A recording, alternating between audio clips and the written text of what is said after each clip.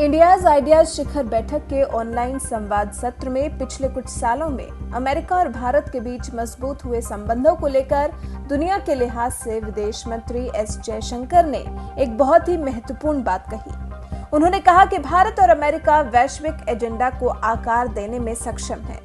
विदेश मंत्री ने कहा कि मैं आर्थिक संबंधों की प्रमुखता को समझता हूँ। ये बेहद जरूरी मुद्दे हैं। ये वास्तव में देशों को एक दूसरे से समझौते के प्रमुख आधार हैं। लेकिन मेरा मानना है कि भारत और अमेरिका के बीच हम जहां वाणिज्य मुद्दों के माध्यम से बात करते हैं, हमें बड़ा सोचने की जरूरत है। इसके बाद विदेश मंत्री ने बड़े परिदृश्य में साथ होने की बात कही। अमेरिका के लिहाज से विदेश मंत्री ने कहा, अमेरिका को वास्तव में एक ज्यादा बहुध्रुवीय विश्व के साथ काम करने की जरूरत है, जिसमें बहुआयामी व्यवस्था हो। वहीं अमेरिकी विदेश मंत्री माइक पॉम्पियो ने भारत के लिहाज से बात की और भारत को चीन के साथ और सख्त रवैया अपनाने के लिए कहा।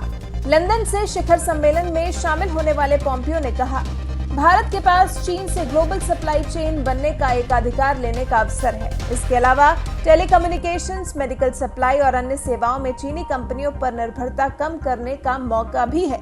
इसके बाद पॉम्पियो ने दोनों देशों की दोस्ती पर बात करते हुए कहा कि हम सिर्फ द्विपक्षीय आधार पर बातचीत नहीं करते, हम एक दूसरे को देखते हैं कि हम महान लोकतंत्र, वैश्विक शक्तियां और वास्तव में अच्छे दोस्त हैं। भारत उन कुछ भरोसेमंद देशों में से है जहां के नेताओं से मैं महाद्वीपों को प्रभावित करने वाले विभिन्न मुद्दों में सलाह मशवरा करने के लिए नियमित तौर पर बात करता हूं।